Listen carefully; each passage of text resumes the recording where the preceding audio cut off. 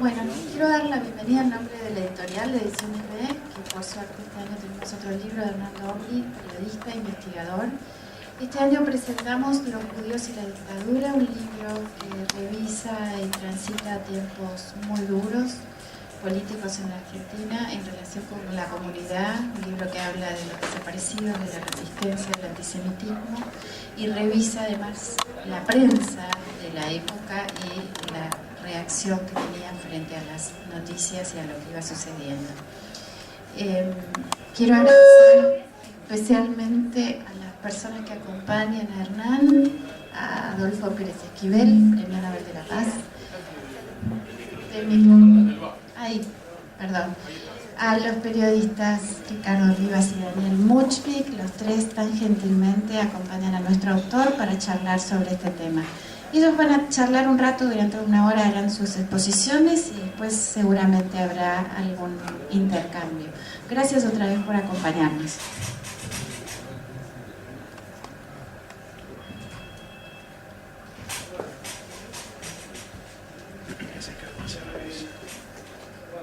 Bueno, ¿se escuchan? Sí. Yo vengo a felicitar a mi amigo Hernán Dobry. En primer lugar, porque es un libro formidable, porque no es el primer libro formidable de Dobry, segunda razón. Y tercera razón, porque Hernán, con este libro, demuestra que se puede hablar del mundo judío en la Argentina sin sufrir persecuciones, ni de los judíos ni de los no judíos. Es autor, por ejemplo, de un libro realmente muy valioso para rememorar aquellos tiempos, que fue titulado Operación Israel. En ese libro, Hernán traza una geografía de las relaciones argentinas e Israel. Mientras Israel le proveía de armas a la Argentina, hubo 20 aviones que sirvieron, 20 o menos, más. Terminaron sí, 30 y pico aviones de la aviación israelí que Israel ni siquiera quería vender, porque eran casi desechos, a la persecución brutal, al ensañamiento que había con los prisioneros judíos en los campos de concentración de la dictadura.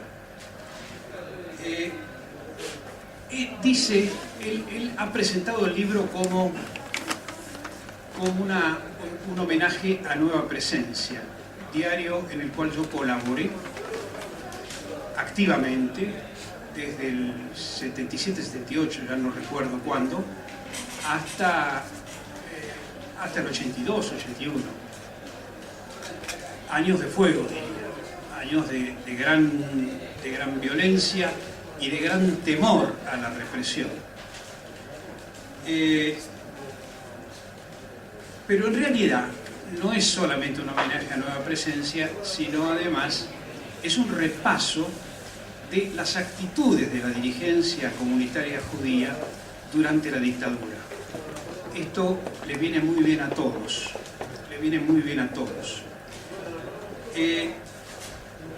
mezclando un poco las cosas, se remarca que solamente un diario comunitario, el caso de Buenos Aires Herald, fue el que libró la gran batalla contra los elementos represivos y la censura,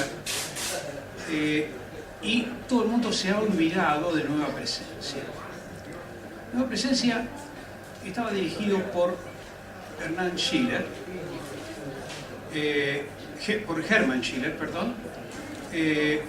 un hombre muy singular. No cabe ninguna definición para Hermann. Era un tipo profundamente apasionado, testarudo, un combatiente sin ser un militante, un periodista de muchas agallas, que se animó a decir muchas cosas, no solamente a cuestionar al gobierno, sino además a cuestionar a la dirección comunitaria, que guardaba profundo silencio frente a las maldades que hacían los militares. Por supuesto, fue el blanco de 1000 acusaciones, fue el blanco de 1000 adjetivaciones, de publicaciones internas de la comunidad judía. Por ejemplo, había una publicación sefarad llamada La Luz, que lo atacó ácidamente. Por supuesto que todos los que colaborábamos en Nueva Presencia éramos comunistas al servicio del terrorismo. Yo no sé cómo no nos hicieron daño, realmente no sé cómo no nos hicieron daño. Y además de todo eso, señalando que estábamos pagos por servicios de informaciones del extranjero y otras hierbas más.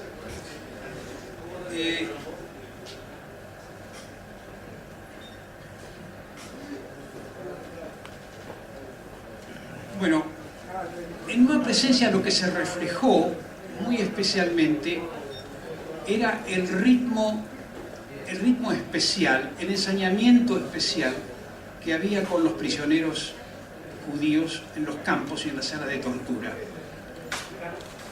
Timerman, en su libro Prisionero sin nombre, celda sin número, describió cómo en la sala de tortura tenían un retrato de Hitler, los represores. Pero hay una definición que trae el amigo Dobry cuando el rabino Marshall Meyer dice: cuando determinados elementos de la policía saben que están frente a un judío, este individuo sufre el doble o el triple que otro, simplemente por ser judío. Ahora, no venimos a esta presentación con afán de víctimas, venimos con afán descriptivo y además a homenajear a Hernán. Yo participaba en Nueva Presencia con columnas, mientras trabajaba en Clarín, era secretario de redacción en Clarín, un cargo expectante dentro del diario. Yo escribía para Nueva Presencia, me pareció realmente esas cosas de especial heroísmo que tenemos los jóvenes frente a las adversidades. Me hacía acordar un poco a Liberación en Francia, me hacía acordar un poco a Combat en Francia, ¿no? Tenía ese aire de rebeldía y de ganas de que las cosas cambien, que no tenían otros medios. Así que bueno, iba mi columna, luego un dibujante, todo se hacía de manera muy artesanal porque Herman no tenía presupuesto. Sin embargo, Nueva Presencia llegaba al Parlamento, llegaba a las redacciones de los diarios y publicaba recursos de amparo desde el comienzo, ¿no? Digamos de manera paralela a lo que hizo Buenos Aires Herald. Este dato es todo un hito en la historia de este diario. Ahora, de paso, en el libro de Hernán hay una descripción de las reacciones especiales de la dirigencia comunitaria, tema al cual quiero apuntar. No solamente fue en ese periodo histórico en el cual la dirigencia comunitaria actuó con beneplácito por el gobierno, sino a lo largo del tiempo. En la década del 90 le impusimos a algunos la corriente ideológica del bejarismo, ¿sí? por Veraja, ¿no? O sea, la complacencia con el poder,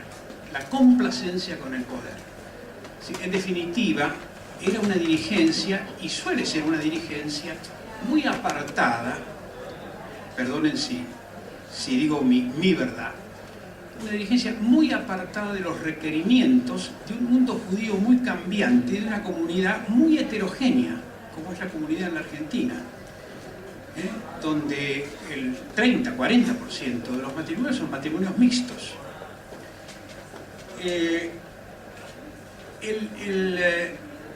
Yo tengo un episodio, una anécdota personal que cuento en mi libro que apareció en diciembre llamado Aquel periodismo. Muchas gracias. El libro, en Aquel periodismo yo cuento la anécdota de cuando apresan a Timerman. Yo no estaba más en la opinión, había trabajado en la opinión 2 años, 74-76, me había ido, un poco ofendido y molesto con Timerman. Era fácil ofenderse con Timerman, muy fácil. En ese enojo me encerré y no hablamos más. Yo estaba en Clarín, Timerman estaba en La Opinión. Pero el día en que lo apresaban, me enteré por un queridísimo amigo que se llama Mario Diament, con el cual trabajamos juntos en La Opinión, que lo habían encarcelado a Timerman. En aquellos tiempos, Adolfo puede dar mayores testimonios porque lo sufrió en carne propia, en aquellos tiempos quien era tomado preso podía ser boleta, como se dice en buen porteño, en cualquier momento, podía desaparecer en cualquier momento, había que correr desesperadamente para proteger al apresado.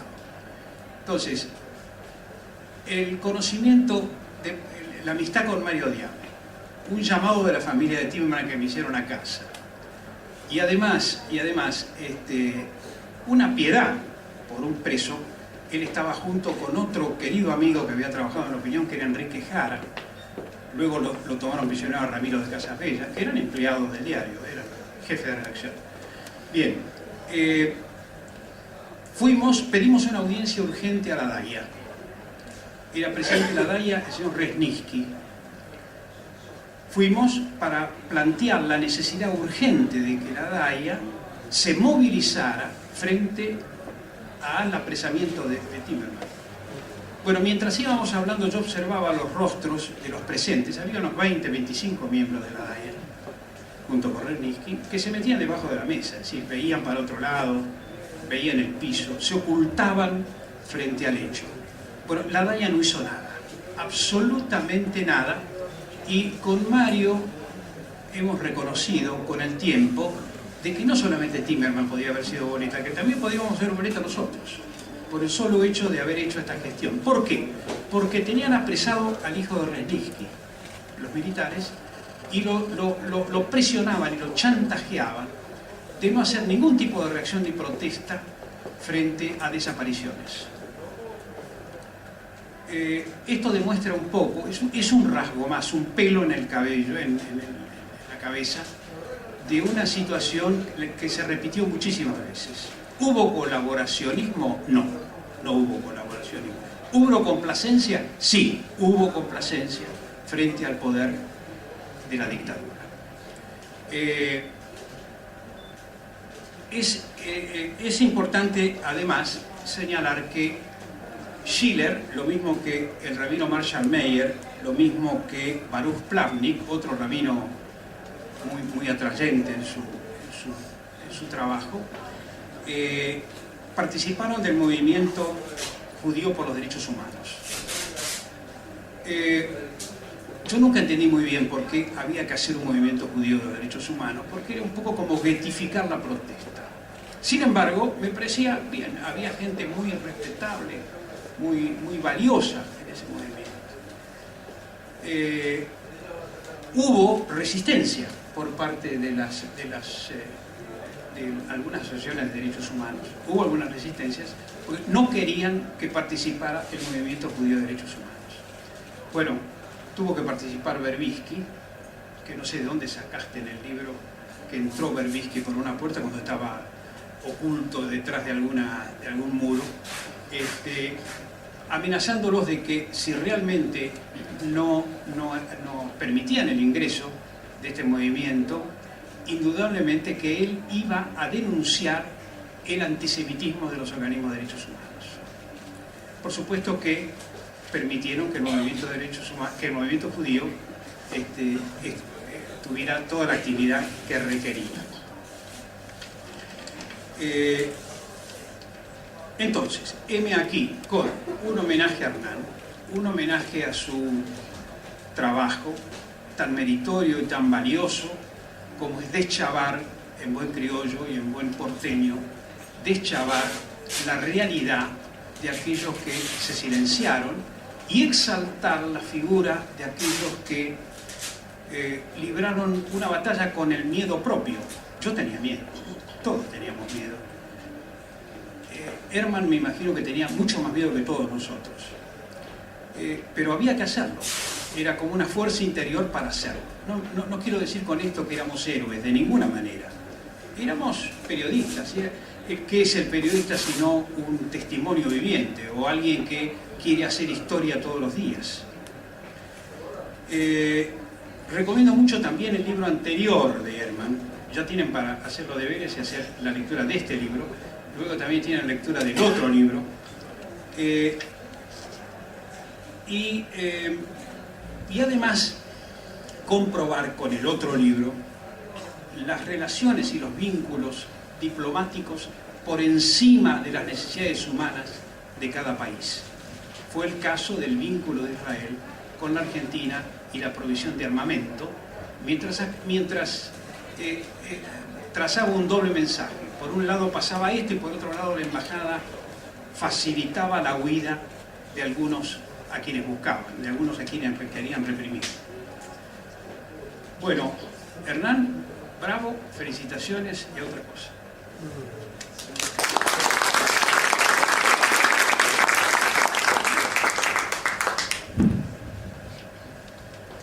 Yo siempre saco las cosas del lugar porque me entretiene eso.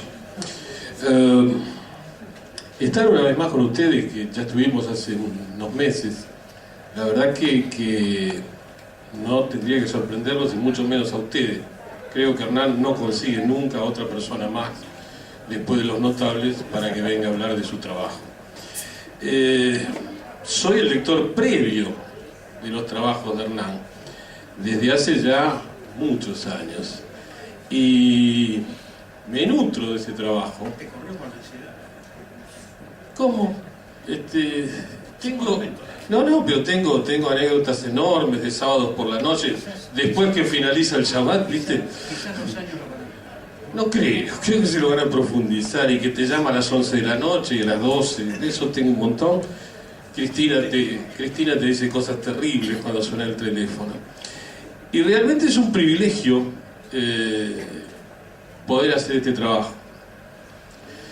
De allí que quiero compartir con ustedes un pensamiento, una convicción acerca no solo de este libro, como recién lo marcaba con mucha claridad Daniel, este libro que se ha dado en llamar Los judíos y la dictadura, sino de una verdadera trilogía que comienza con Operación Israel, sigue con los rabinos de Malvinas y ahora este trabajo que presenta hoy, pero que no quisiera decirlo, ya he empezado a recibir capítulos de otro trabajo que todavía no he mirado, Hernán. Debo decirte la verdad. Todavía no lo he mirado, pero ya me han llegado como 4 capítulos de otro trabajo. Por esa razón es que me atrevo a una declaración. El trabajo de Hernán Dobry es definitivamente educativo y lo percibo como un ejercicio genuino de memoria. Dobry nos explica que nos explica con claridad una buena parte de la tragedia contemporánea argentina y la tragedia latinoamericana, porque esto no nos pasó solo aquí en nuestro territorio.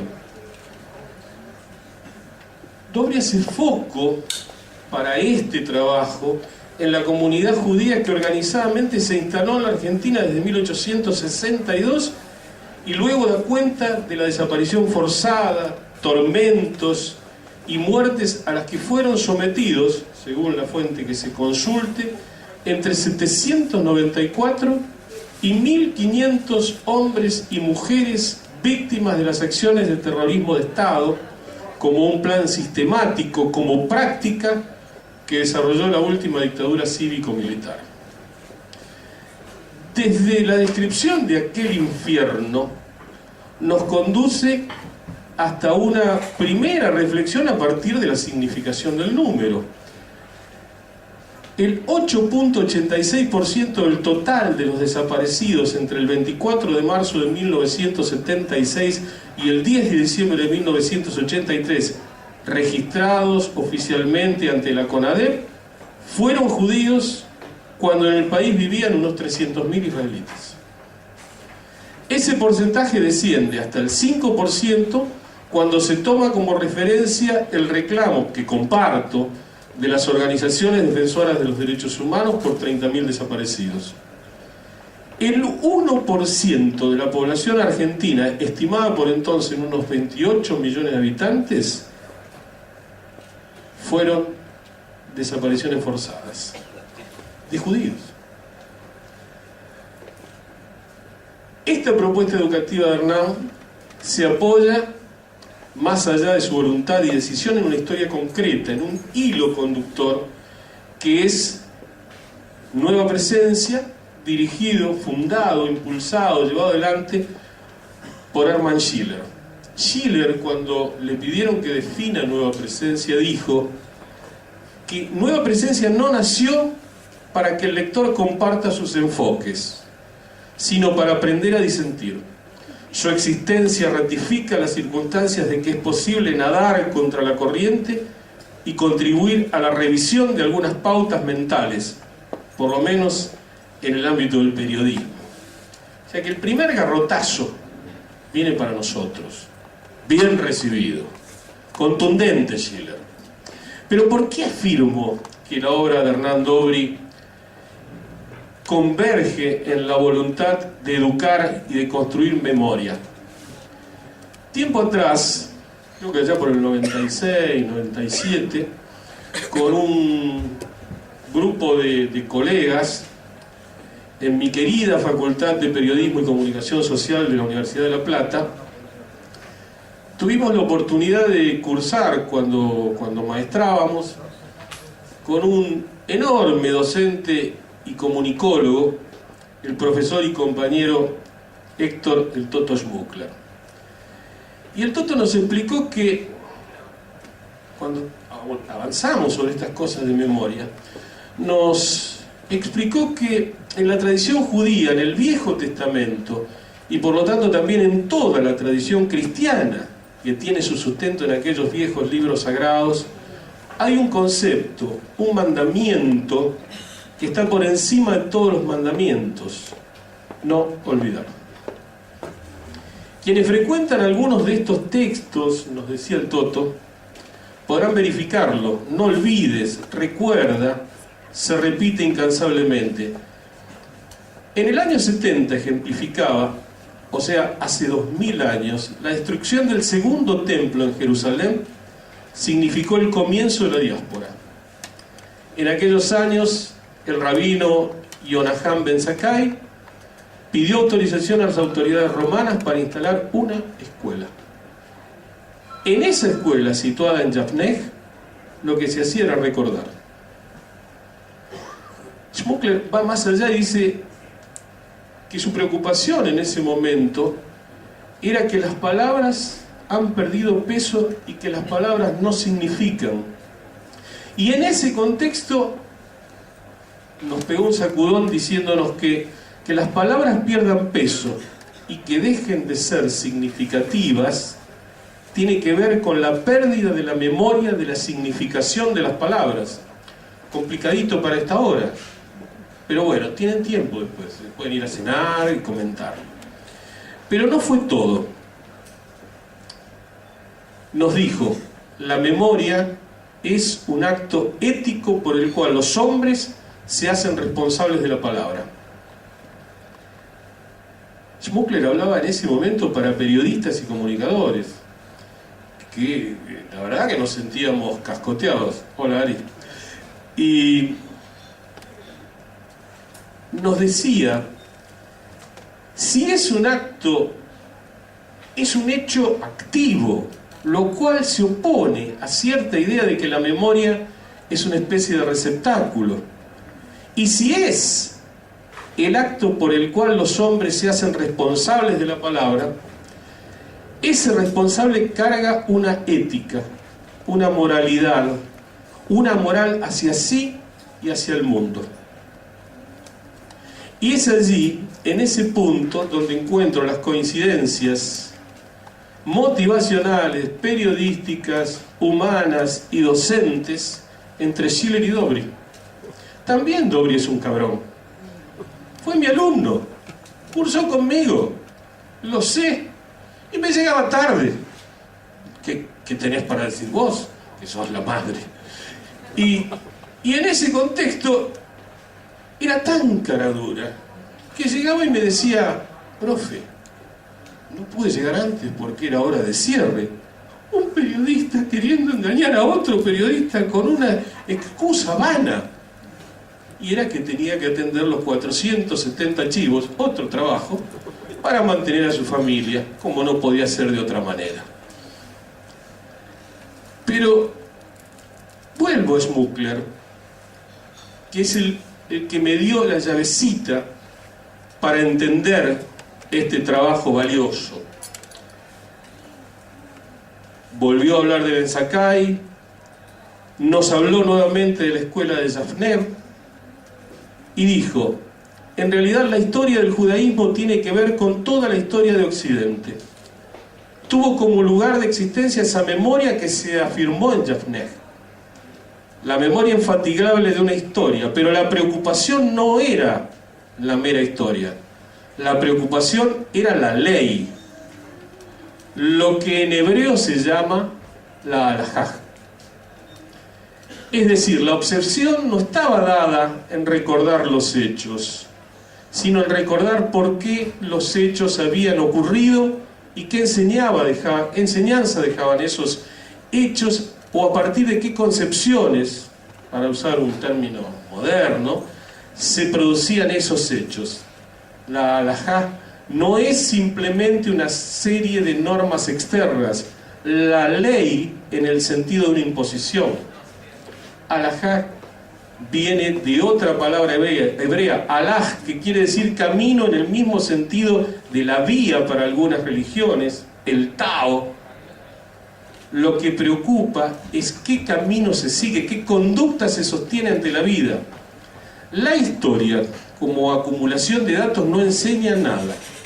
Solo la manera de ver la historia, solo la manera de ver los datos nos puede dar algún sentido en nuestra existencia. Desde esa reflexión, el Toto nos pegaba el gran mazazo, porque así es Smukler, y gracias a Dios todavía sigue trabajando en esa línea y nos sigue enseñando a los que queremos decir que sabemos algo de comunicación, y nos dice que la memoria está construida por cosas que se recuerdan, pero necesariamente también está construida por cosas que se olvidan. No tanto, nos dice, no hay posibilidad de recordarlo todo, y si se recuerda todo es porque no se ha valorado qué recordar. Ese ejercicio, el de la memoria, se vuelve una simple acumulación de datos no significativos cuando no se valora. Toda memoria está construida por olvidos, pero saber qué olvidar, y aquí interviene la ética, es saber qué recordar.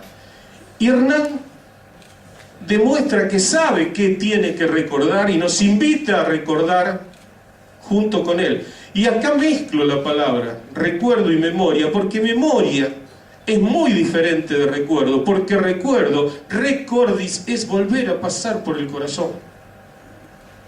Hablábamos recién con el querido Adolfo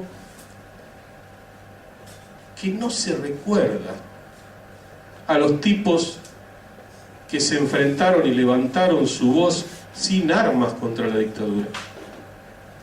Se recuerda así a los violentos, que no está mal recordarlos, porque también fueron valientes, pero una forma diferente de levantarse y enfrentar a aquellos que nos aplastaban. Schiller, por aquellos días aciagos, agónicos, dramáticos, con aquella publicación enorme, Nueva Presencia, y Hernán Dobry hoy con sus trabajos nos proponen una práctica educativa y un ejercicio de memoria. Yo les quiero compartir un material que recién lo comentaba con Adolfo, no lo voy a leer todo, por cierto, así que pueden sentirse tranquilos, pero en noviembre de 1983, una importante encuestadora que todavía existe, que es Aresco, con la dirección general de Julio Aurelio, el flaco Julio, y de Enrique Zuleta Puseiro, con Esteban Lijalad, trabajando como investigador jefe, a pedido de un grupo de bancos, salieron a medir cómo estaba la sociedad argentina.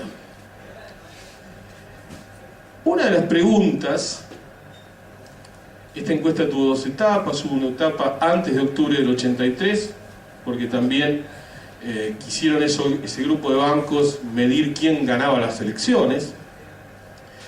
Una de esas preguntas era: ¿cuál fue su expectativa frente al gobierno militar de 1976? El 14% de los consultados dijo entusiasmo. El 32.3% de los consultados dijo alivio. Y el 24.2% indiferencia. Si sumamos las 2 primeras respuestas, el 46.3% acordó. Si le agregamos esta última, el 70.5% acompañó. Otra pregunta era: ¿qué es lo peor que hizo el gobierno militar? El 46.8% coincidió en la política económica. Entonces busco y rebusco y encuentro que cuando llegan al punto de cuál es el problema más grave de 1983, en el puesto número 8, para el 3.2% de la sociedad argentina, eran los desaparecidos. Un fierrazo. Y en el puesto número 6, la corrupción. Mi preocupación es que esto se mantiene en el tiempo, porque todas las encuestas que estamos viendo por estos días, y en los días, nos dice que corrupción está en el 4., en el 5., en el 6. lugar. Hay variables que se mantienen.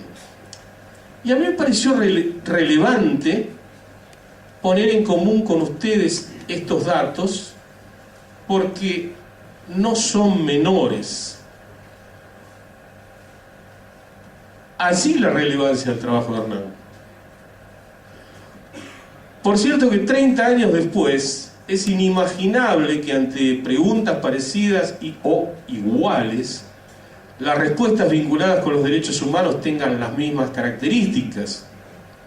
No son pocos los compañeros y compañeras, algunos de ellos afortunadamente aquí presentes, como lo es este entrañable amigo personal, compañero de caminada, como le gusta decir a él, Adolfo Pérez Esquivel, Daniel, lo que ha contado recién, que nos ha dejado claro las cosas, han logrado con sus acciones concretas post-dictadura revertir aquella situación.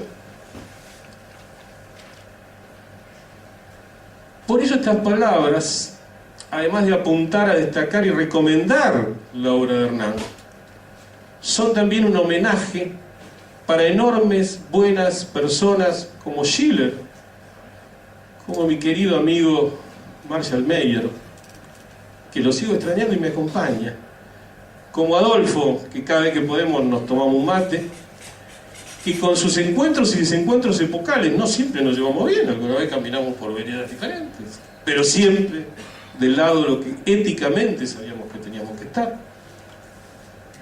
Por eso que fueron desencuentros transitorios, pero con todo eso lograron y logran educar. Y educar, si nos vamos a la búsqueda, acá hay algunos que son especialistas en educación, como Mary Goodman, que llegó recién. Educar es llevar hacia afuera lo que somos.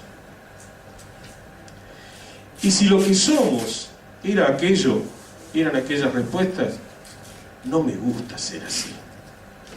Leamos a Dobry, reflexionemos a Dobry y aprovechemos este esfuerzo que hace para intentar una forma diferente de mirar el pasado y pensar en el futuro. Gracias.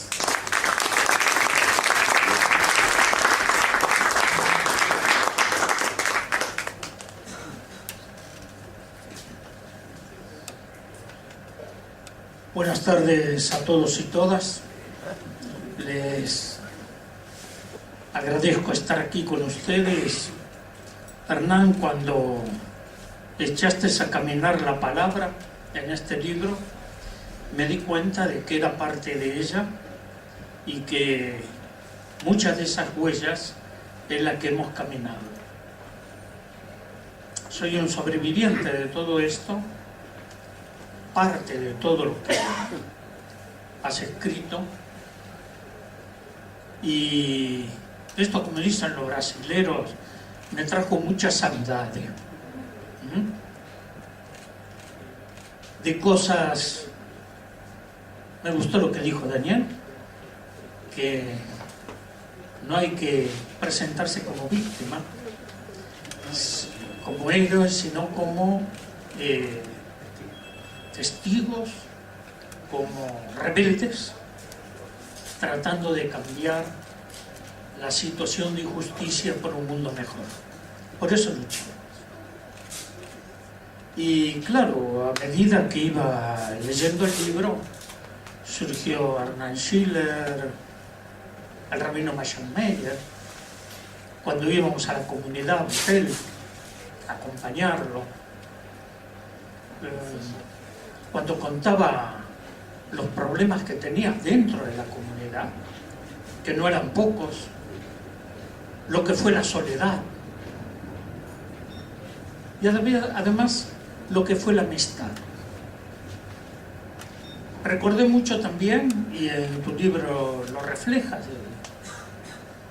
quiero contarle algunas cosas que no estaban en los libros, pero que fueron parte de todo esto. A mí me detienen el 4 de abril, después que me detuvieron en el Ecuador. Soy un preso internacional de Brasil, de Ecuador, de Chile, de Argentina. El 4 de abril del año 77, cuando regreso después de la prisión del Ecuador. Y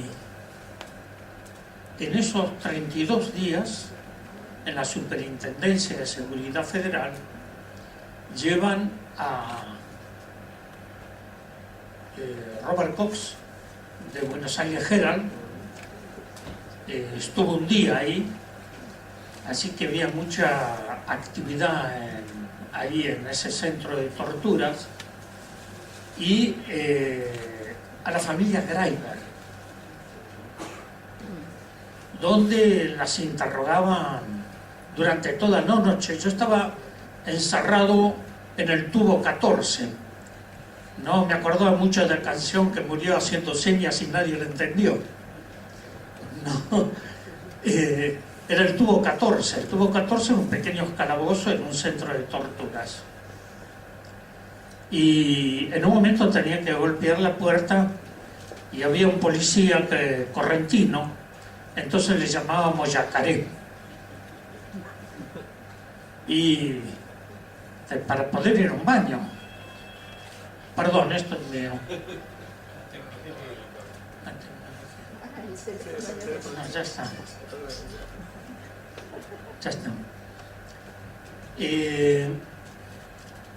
Le pregunté, había unos frascos grandes de sal. Frascos así, de sal gruesa.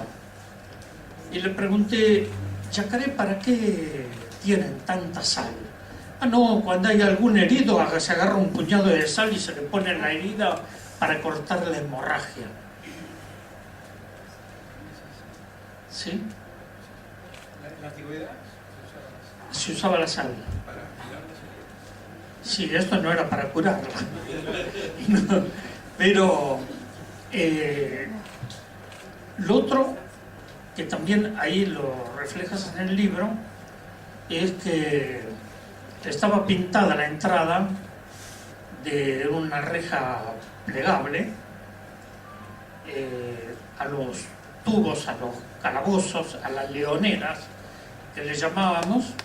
Había, con los rodillos que nos hacían tocar el pianito, las impresiones digitales, grandes cruces esvásticas, una gran cruz esvástica que tendría 2,5 metros por 2,5 metros o 3 metros, y escrito nacionalismo con Z abajo. Pero el problema, bueno, de esto podría contar muchas cosas, ¿no? Como comando tan chancleta, te vamos a reventar, judío, comunista, etc. Y ahí había... uno se ponía a pensar, ¿cómo se llegó a eso? Porque esa mentalidad no es generación espontánea. Había toda una preparación, había toda una formación de esos comportamientos del nazismo también, ¿no? Cuando nos olvidamos nosotros, y esto de hacer memoria, la memoria no es para quedarnos en el pasado, sino que la memoria nos ayuda a iluminar el presente, porque es a través del presente donde podemos generar y construir la vida.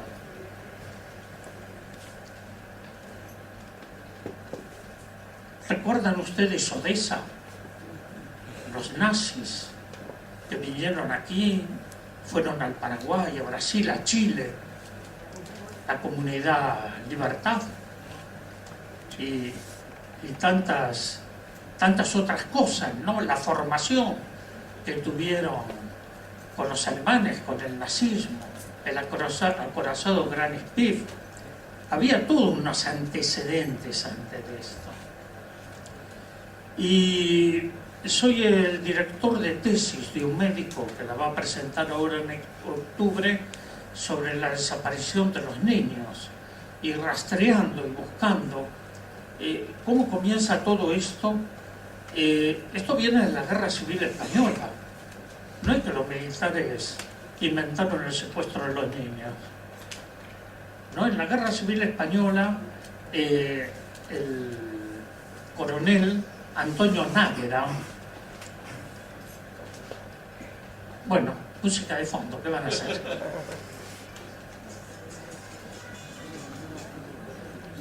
Sí.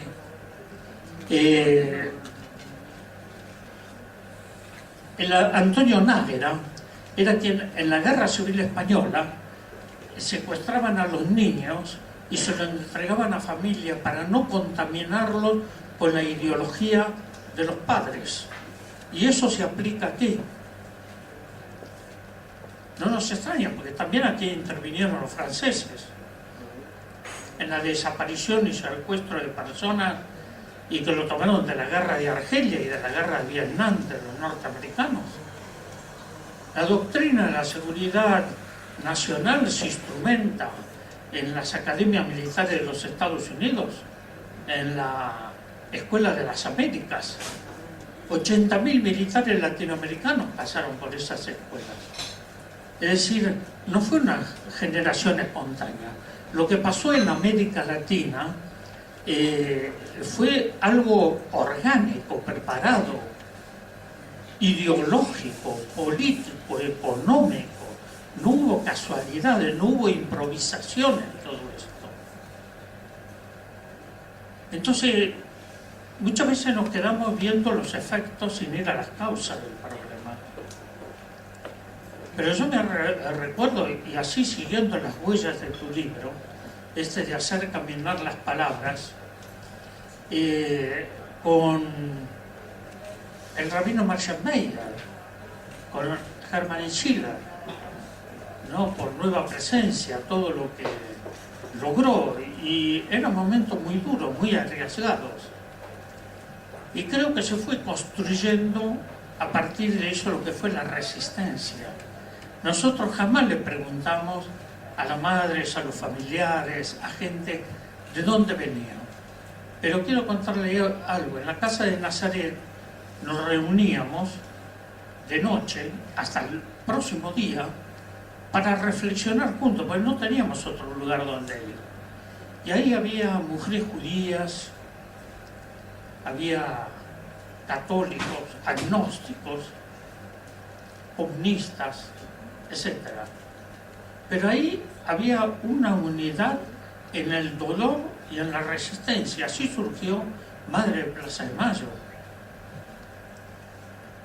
Estoy hablando del 75. Las cosas no comenzaron en el 76. el 24 de marzo del 76. Comenzó mucho antes, y si nosotros comenzamos a ver en América Latina, el año 64 fue el golpe militar en Brasil. Y si comenzamos a ver en el 73 Chile, pero esto ya venía, esta oleada continental. Por eso el caso argentino no lo podemos ver aislado de lo que pasó en el continente. Y el coraje, la entereza de Marshall Meyer ayudó muchísimo. Me acuerdo las paradas, las cosas, también las angustias que tenía Marshall. Cuando fue a Estados Unidos lo fui a visitar. Ahí con su señora, con su familia. Pasaron muchas cosas con Timerman. Yo fui profesor de los hijos de Timerman en San Isidro, ¿no? Y muchas otras cosas. Héctor Timerman, hoy el canciller, una vez que estuvimos en Cancillería, me dijo, yo quiero recordar a mi profesor que me aplazó 2 veces. Bueno, dice, me aplazó 2 veces. Pero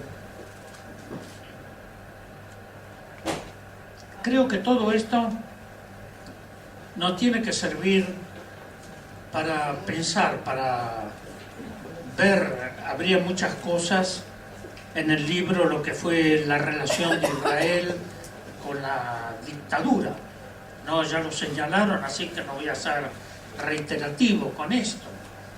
Pero también toda la angustia, la dictadura a nosotros nos cambió la vida, ya no somos los mismos. Cambió la generación, aquellos que somos sobrevivientes, y a las nuevas generaciones. Esto que vos leíste es cierto, ¿no? Que la gente antes, algunos aplaudían, sí, ahora estamos mejor. No hay que olvidar. Sí, no hay que olvidar porque esto es peligroso, ¿no? Podemos perdonar, pero no olvidar. Y creo que esto ayuda a repensar dónde estábamos parados y dónde estamos parados. Un antiguo proverbio dice, si no sabes a dónde vas, regresa para saber de dónde vienes. Sabemos nosotros de dónde venimos, quiénes somos, qué pasa en este caminar de los pueblos. Creo que hoy tenemos muchas cosas para pensar, hay cosas importantes en nuestro país, hemos avanzado en algunos aspectos, que los crímenes de lesa humanidad no queden en la impunidad. En otros países no se logró, en otros países han quedado en la impunidad total, como el caso de Guatemala, podríamos hablar de Chile, Colombia. Trabajamos en todos esos países hace más de 40 años. Y entonces cuando uno ve que en la Argentina, con todas nuestras dificultades, ¿no?, tenemos tantos problemas, y creo que también a lo interno de las comunidades judías es un momento de reflexión. Este libro puede ayudar a esto. Es un momento de reflexión. Y creo que el desafío es el mundo que queremos construir, y la lucha continúa, ¿no? La lucha continúa en muchos aspectos, porque hoy, les contaba, tuve reuniones con mapuches, con goyas, que están también sufriendo la opresión. No son pueblos cautivos, y los pueblos buscan su liberación, buscan la esperanza, buscan un mundo nuevo. Y cada uno de nosotros tenemos miradas distintas, pero todos convergen a un punto, que es una nueva sociedad libre de dominaciones. Así que te agradezco este aporte y espero que esto sirva. Las generaciones nuevas nosotros que hemos transitado tantos caminos, también tenemos que ofrecer las manos abiertas y llenas de esperanza a una nueva sociedad. Gracias.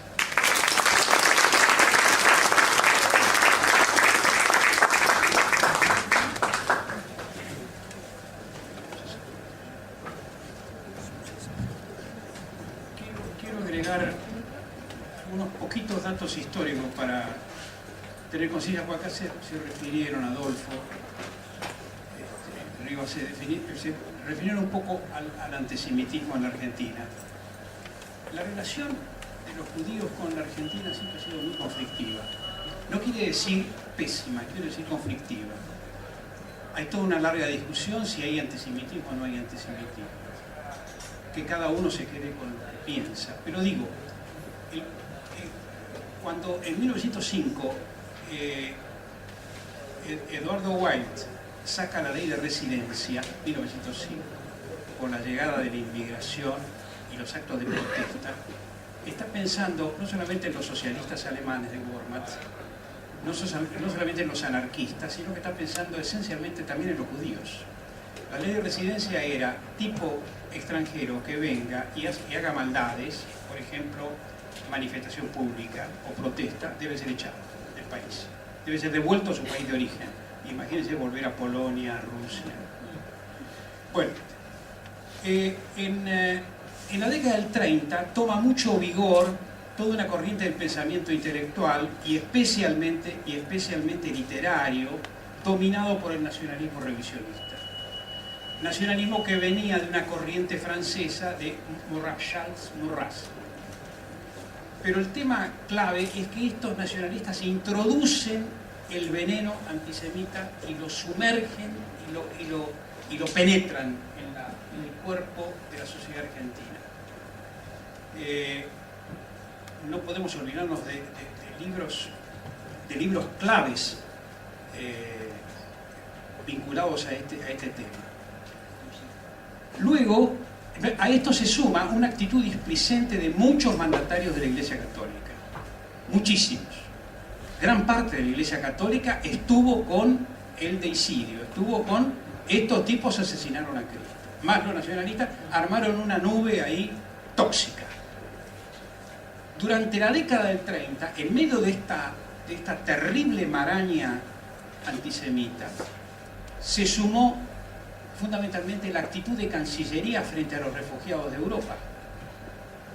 Había 500.000 judíos alemanes, austríacos, checos que querían escapar de Europa. Bueno, la Argentina les cerró las puertas. ¿Y de qué manera? ¿Y de qué manera? No solamente la Argentina, también Latinoamérica, pero en la Argentina hubo una hazaña muy particular al respecto. Así que, querido Adolfo, el tema del antisemitismo es un tema muy filoso, muy sutil y muy especial, ¿no? Que por supuesto, no te pido que tengas mi sensibilidad como judío, sino que realmente el tema está presente. Yo diría que no está de ninguna manera superado, de ninguna manera... un tema ejemplar, y ya termino, un tema fundamental fue el caso Greiber. Durante el caso Greiber, desde la redacción de los diarios, yo creía que se venía un pogrom en la Argentina. Creía que se venía una ola de terror contra la propiedad judía. Al descubrir los militares el enlace financiero de Greiber, que era un gordito sinvergüenzón, con los montoneros, gordito sinvergüenzón, simpático, clásico psicópata, ¿no? Bueno, durante esta movida, donde apresan a la familia de Greiber, que también mencionó, y donde se manifiestan tantas inoportunidades y tantas groserías, los diarios, especialmente el diario La Razón, a la tarde, inició una campaña brutalmente antisemita. Yo creo que esto pasó desapercibido. Creo que después Grondona se sumó con su no sé qué cosa y los judíos en su revista. Enrique Llamas de Madariaga. Y Llamas de Madariaga, el caso de Llamas de Madariaga, ¿usted es judío o es argentino judío? Buena cosa. Bueno, así que esto no está resuelto, está tapado debajo de la alfombra. En algún momento vamos a tener que aclarar los tantos. ¿Qué quieren decir con esto? ¿Qué pasó en la Argentina? Y hacer realmente un deschave de lo que fue. De ninguna manera el antisemitismo terminó en el mundo, ¿no? De ninguna manera. Pero digo, aquí es una cuestión muy especial, donde los judíos están metidos en el mundo de la política, metidos en el periodismo, intelectuales, profesionales. ¿Sí? Hay un aporte permanente de la comunidad hacia la vida nacional. Yo quisiera agregar que, y esto Adolfo lo puede contar mucho mejor, Hermann Schiller trabajó en el Servicio de Paz y Justicia. Así que ese cachito contalo vos, Adolfo. Sí, en un momento que Hermann Schiller, después que quedó afuera de todo, ¿no? Nosotros teníamos, bueno, la revista Paz y Justicia y él entró a colaborar, a trabajar con nosotros, estuvo como 1 año y medio trabajando ahí en la parte de publicaciones y prensa. No, pasa que no seguí hablando en profundidad de todo lo que fue la postdictadura, porque obviamente que los 30 años de historia tienen para escribir un libro nuevo sobre todas las vueltas que lo llevó a Schiller después de que terminó la dictadura militar. Bueno, primero que nada agradecerles por haber venido. Segundo, y solamente para enfrentarme a mi amigo Tachuela, acá está Martín, un amigo que podrá decir que yo me quedaba hasta tarde en la redacción y que no andaba dando vueltas por ahí para llegar tarde a clase, así que tengo quien puede dar fe de mi trabajo y por lo menos dar por tierra con las calumnias, ¿no? El libro y todo este proyecto tiene que ver con algo muy especial que me ronda en la cabeza después de haber estudiado durante casi 15 años todo lo que tiene que ver con la comunidad judía y la dictadura en sí, o sea, porque uno no puede estudiar una parte de la dictadura sin estudiarla por completo. Y algo que me fue pasando desde todos estos años es que se ha escrito muchísimo sobre la dictadura, muchísimo, creo que debe ser uno de los temas de los que más se ha escrito en la Argentina, ¿no? Falta muchísimo escribir y por eso seguimos escribiendo un montón de autores sobre cosas de las que no se han hablado hasta ahora, pero no digo que sea mucho, sino que digo, se ha escrito muchísimo como en pocos temas de la historia argentina, pero la mayoría de las veces se ha escrito en forma crítica sobre lo que ha ocurrido, investigaciones sobre las masacres que se llevaron a cabo, sobre las culpabilidades y muchísimas veces, y especialmente cuando se ha escrito sobre la comunidad judía y la dictadura, con un tono acusatorio sobre el rol que tuvieron diferentes sectores de la propia comunidad. Pero creo que hay algo que nos está pasando y es que nos estamos olvidando de escribir no sobre quienes fueron los culpables, sino quienes son los culpables de que tengamos democracia. O sea, quienes lucharon en esa época y pusieron el cuerpo, pusieron su vida y el riesgo de la vida de sus propias familias para que la dictadura no pudiera lograr del todo lo que quería lograr. Y esa gente, paulatinamente, porque pasan las generaciones, porque se han ido muriendo, o porque han sido condenados al olvido, para las nuevas generaciones realmente no existieron. Y eso creo que es algo terrible porque terminamos contando la historia de una sola forma. Y esto es lo que pasó con Nueva Presencia y con Hermann Schiller. Se lo ha ido olvidando, excepto los organismos de derechos humanos, que incluso algunos hasta lo han desterrado también por pensar distinto en esta época y olvidándose de todo lo que hizo en su momento cuando nadie lo hacía. Y las nuevas generaciones ya realmente ni saben ni que existió un diario que se llama Nueva Presencia, que apenas se consigue en un par de bibliotecas en la Argentina.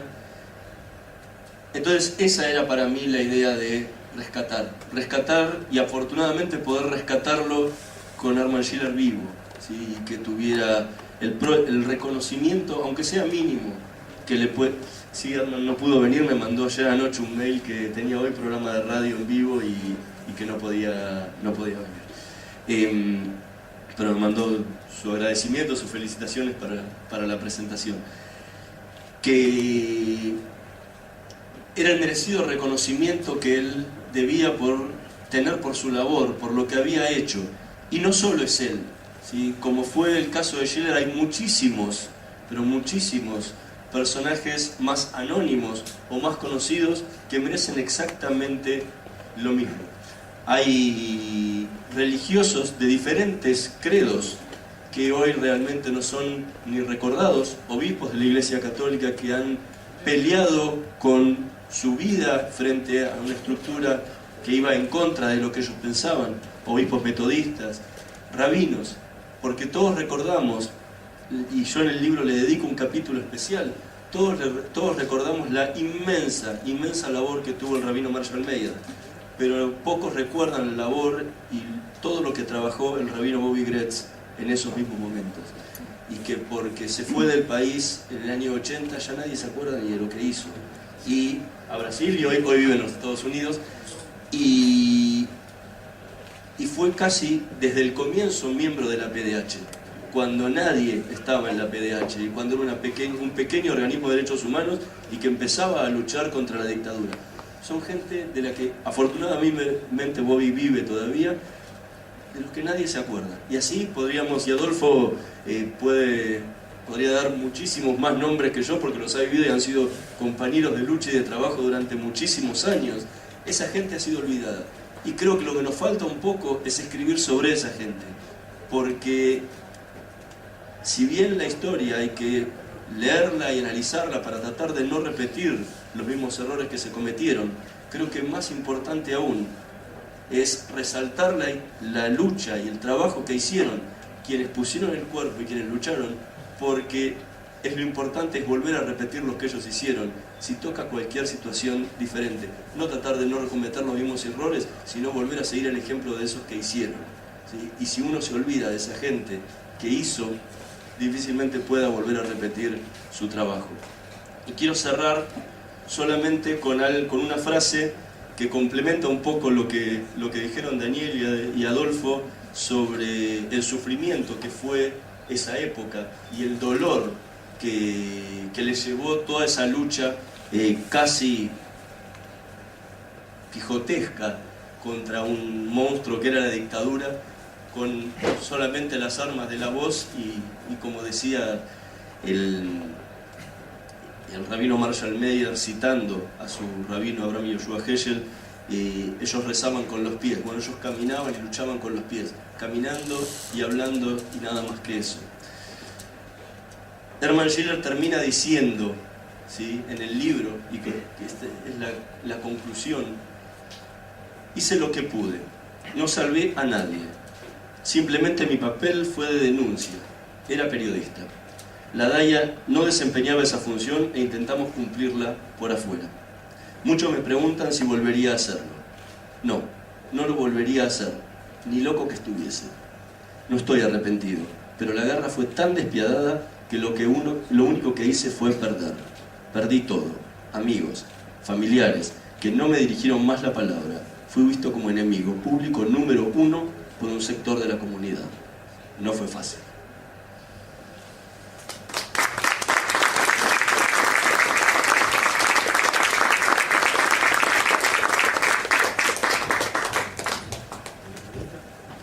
Si quieren alguna pregunta, una consulta, algo, estamos a disposición.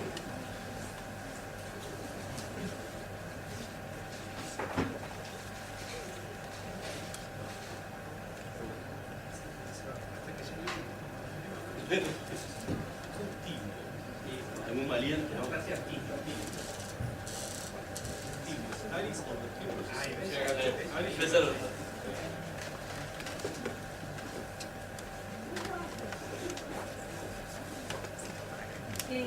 Acá se habló de un plan orquestado en toda Latinoamérica. Yo quiero preguntar, ¿qué se sabe al respecto del plan São Paulo? São Paulo. ¿Qué es?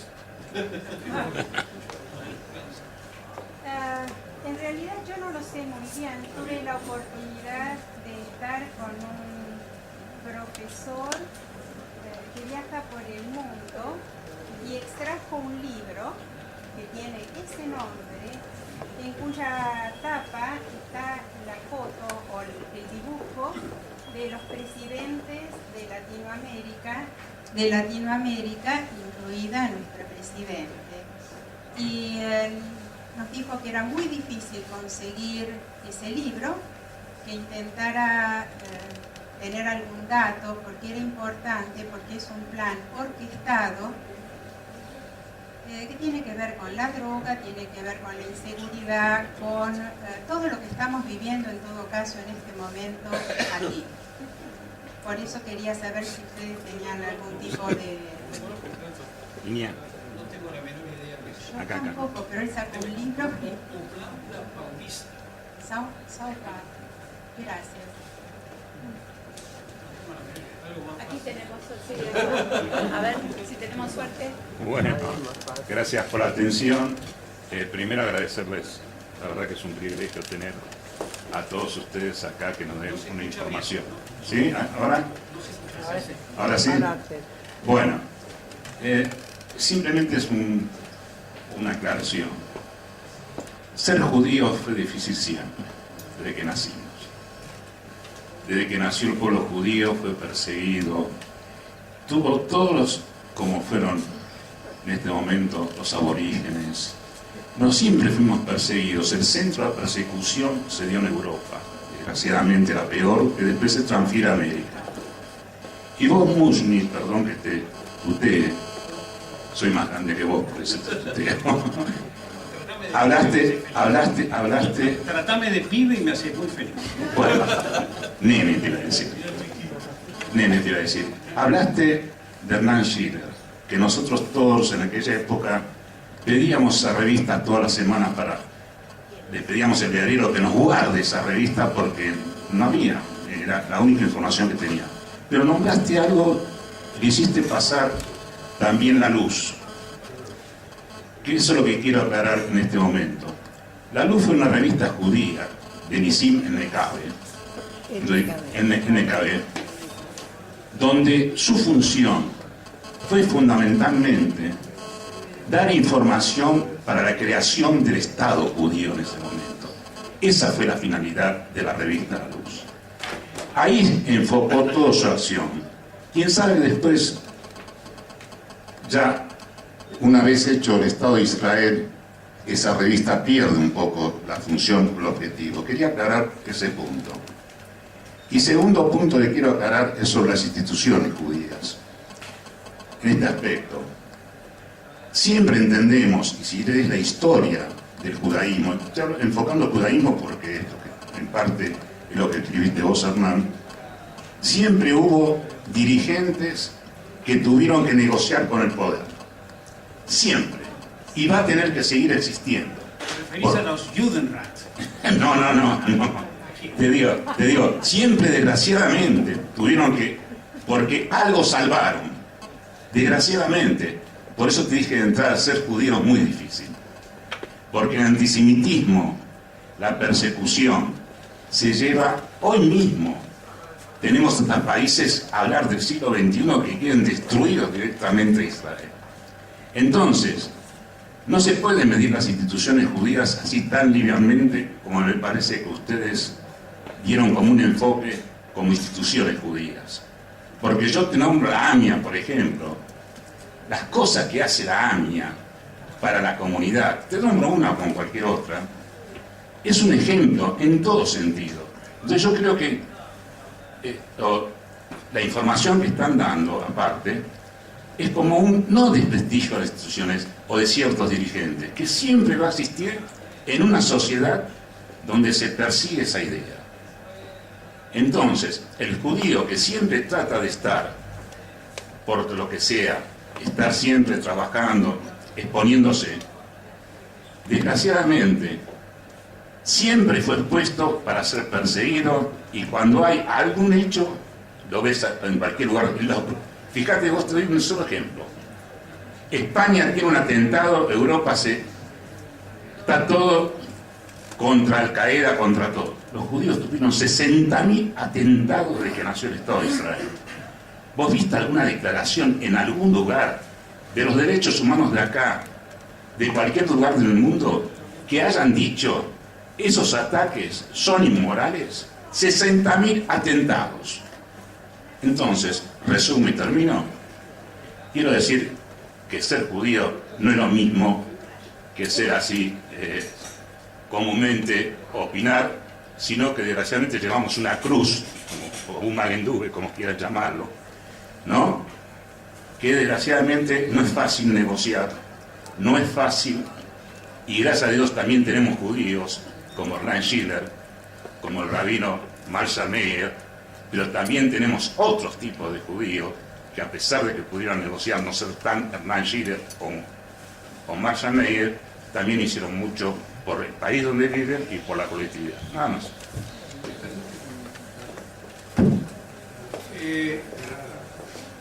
Tenemos enfoques diametralmente opuestos. Puede ser. Respeto mucho tu punto de vista. Te agradezco. Yo respeto el mío. Sí, por supuesto. Muchas gracias. Bueno, si me permiten, me parece que esto ya casi es una discusión de familia. Yo podría responderte diciendo que es mucho más difícil para mí, que no soy judío, que todos sepan que tengo amigos judíos. Te quisiera explicar también que es mucho más difícil para mí, que no soy judío, además compartir con mis amigos judíos algún servicio de Shabbat. Te diría que, respetuosamente, creo que fuimos un desastre presentando el libro de Hernán, porque no entendiste nada. Quiero decir también que básicamente lo que intentamos fue explicar una situación epocal, un momento especial que nos ha marcado hasta hoy. Quisiera contarte también que me siento muy feliz de tener que tomarme el trabajo de hacer estas aclaraciones, porque tal vez esté tan acostumbrado a trabajar entre quienes son multiétnicos, multiculturales, ecumenistas, multirreligiosos o multino creyentes, que en verdad olvidé que en algunas situaciones había que ser más claro y más profundo. Uno de mis maestros, que lo tengo acá, me enseñó a ser así. Si vos me pidieras que te explicara cómo siento este nuevo momento que estamos viviendo, te diría que en cada oportunidad que tengo aquí o fuera de la Argentina para poder hablar de estos temas, siento la felicidad de saber que si la historia la escriben los que ganan, Esto quiere decir que hay otra historia y los que ganamos fuimos nosotros. Y la otra historia no quiero escucharla. Gracias. Una aclaración y paso. Si hay justamente algo que yo jamás hice cuando escribí, y lo dije antes cuando hice la presentación, es que yo no intento juzgar absolutamente a nadie. Hay un dicho en el Talmud que dice: no juzgues a nadie hasta no estar en su lugar. Y esa es la base esencial de todos mis trabajos. Algunos, Ari, acá presente, recién me dijo cuando le mandaba los primeros capítulos del nuevo libro, me dice: por fin opinión. Bueno, hasta ahora en los 3 libros que he escrito jamás he opinado absolutamente nada, sino narrado con la mayor cantidad de información posible. Yo no juzgo y no me interesa juzgar absolutamente nadie, y no soy quien para juzgar, porque por varias razones, no solo por mi profesión, a la que respeto y trato de que sea lo más pura posible dentro de un momento de impureza tan grande como el que vivimos hoy, y es que tengo 38 años. Nací en el año 74 y cuando fue el golpe tenía 2 años. Y cuando terminó tenía casi 9. No puedo venir yo a juzgar absolutamente a nadie que vivió esa época, que la tuvo que luchar, que la tuvo que padecer y que la tuvo que sufrir. No tengo ni autoridad moral ni absolutamente nada. Y jamás lo haría. En ninguno de los sectores. No soy yo quien lo tiene que hacer. Quizás ellos tengan muchísimo más autoridad, y no quizás, seguro tienen más autoridad moral, porque la vivieron y la lucharon y conocen desde adentro lo que fue la situación que se vivió. En ningún momento yo juzgué ni a las instituciones, ni a los sectores, ni absolutamente nada. Simplemente lo que puse fue lo que, de toda la documentación que encontré, fue lo que ocurrió. Y lamentablemente la verdad, por dura que sea, es la verdad. Nos guste o no nos guste. Y eso tenemos que aceptarlo siempre. Nada más que eso. Bueno, la última. Bueno, yo soy Mauricio Orozki, tengo un hijo desaparecido, fui uno de los fundadores del Movimiento Judío por Derechos Humanos, soy muy amigo de Hermann Schiller, te felicito por haber hecho este homenaje merecido. Siento enormemente que no esté, me hubiera gustado que él estuviera y viera esto, porque ha sido perseguido, despreciado, y por toda la comunidad, y siempre tuvimos este movimiento judío de derechos humanos, que ahora se continúa con una familia de judíos desaparecidos durante la dictadura militar, siempre cerca de Chile. El no olvidar es fundamental. Eso, aunque haya a veces que juzgar. Y en esta actitud que tuvieron las instituciones judías y la embajada de Israel, a la que golpeábamos las puertas y se nos las cerraban porque decían que por algo será que estos chicos están perseguidos, por suerte fue cambiando con el tiempo. No es reconocer los errores y pedir disculpas, ennoblece a los que lo hacen. Y los hombres van cambiando y las comisiones de las instituciones también, y voy a dar nombres. Cuando en la AMIA asumió Abraham Kaul, cambió 360 grados la política que había hasta hecho durante la dictadura la AMIA, y le abrió las puertas a Hermann Schiller. Hermann Schiller estuvo dando conferencias en la AMIA cuando se cambió la actitud de la colectividad. Los padres fuimos a través de nuestra lucha.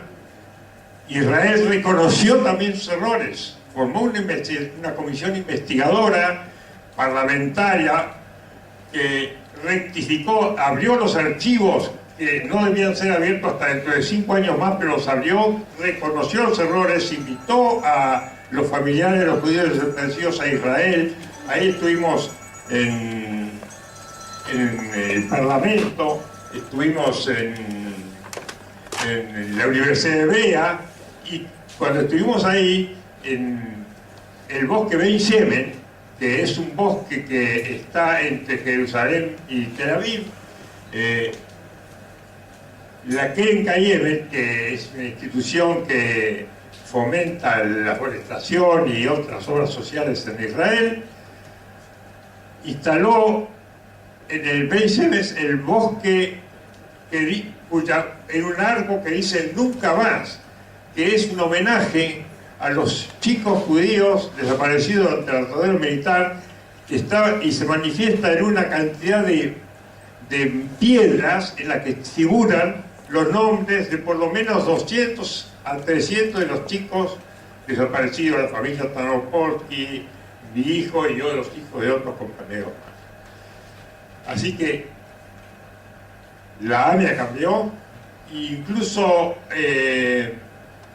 ahora que siguió con su nueva orientación, respetando el homenaje que anualmente se hace a los chicos desaparecidos en la AMIA. La embajada de Israel también cambió, desgraciadamente la DAIA cambió todavía, pero está discutiendo sobre si se va a reunir con nosotros o no. Y lo que pretenden es justamente el olvido, que se olviden los nombres de esos directivos que nos cerraron las puertas y que nos decían que por algo será. Nada más.